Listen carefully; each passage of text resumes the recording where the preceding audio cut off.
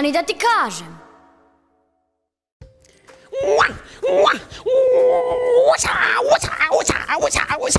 Sad ti! 1, 2, 3, 4, to! Zapamti šta je rekao moj učitelj Gichin Funakoshi. Karate počinje i završava se uljudno, a sve između toga je Ko ti je taj? Pa, to je moj trener, on ti se smatra ocem modernog karatea, znaš? Stvarno? Da, i on nije samo sportista, nego je on i pisac, i književnik, i filozof.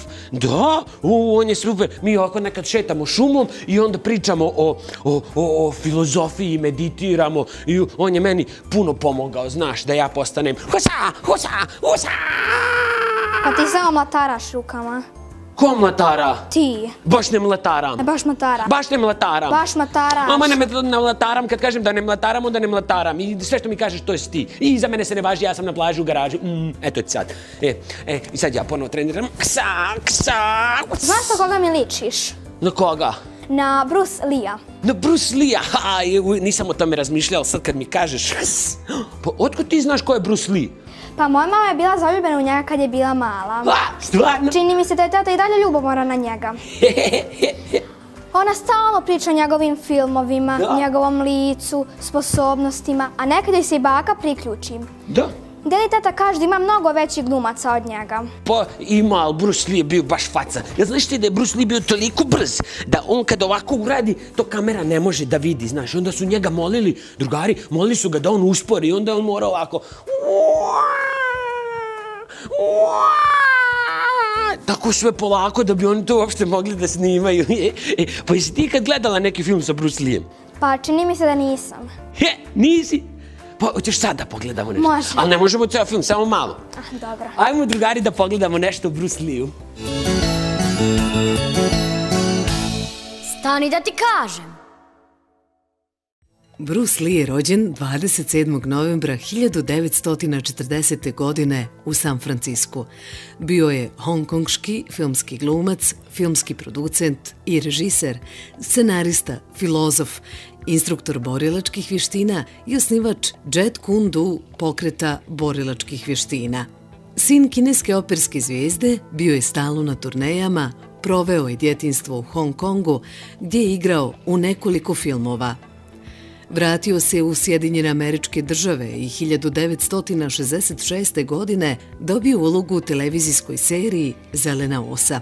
Početkom 70. godina 20. vijeka postao je popularna zvijezda akcionih filmova s borbenim vještinama, uključujući Pesnicu bijesa i U zmajevom gnijezdu 1973. godine, iz čega je slijedilo rađanje internacionalnog kulta. Njegova karijera je prekinuta iznenadnom smrću u 33. godini od moždanog edema koji je dobio poslije uzimanja sredstava protiv bolova. Ipak, njegovi filmovi ostali su popularni i veoma mnogo puta imitirani. Jedan od njegovih kultnih filmova je Ostvarenje na zmajevom putu, hongkongški borilački akcioni film iz 1973. godine. Scenario, koprodukciju i režiju potpisuje Bruce Lee, koji također glumi glavnu ulogu. U filmu glumi legendarni Chuck Norris, igra svoju debitantsku ulogu. Bruce Lee i Chuck Norris obojica su ikone u svijetu borilačkih vještina, ali su potpuno različiti u pogledu svojih stilova borbe. Chuck Norris je svjetski prvak u karateu, dok je Bruce Lee stručnjak za kung fu, koji je trenirao u Wing Chunu i stvorio vlastiti stil Jeet Kune Do 60. godina. Bruce Lee i Chuck Norris su se upustili u legendarni obračun u filmu Na zmajevom putu, koji je poslužio kao treći film u Bruce Leevoj borilačkoj karijeri i prvo pojavljivanje Chuck Norrisa na velikom platnu. Chuck Norris bio je borac koji je poslan u borbu protiv Bruce Lee-a u epskoj borbi 1-1 u Koloseumu u Rimu. Njihova gotovo 10-minutna bitka u kojoj su Bruce Lee i Chuck Norris ostvarili stvarni kontakt s nekoliko njihovih udaraca smatra se jednom od najintenzivnijih i najboljih scena borbe u istoriji žanra borilačkih vještina. Budući da je Chuck Norris glumio negativca, borba je završila tako što je Bruce Lee dobio pobjedu. Stani da ti kažem.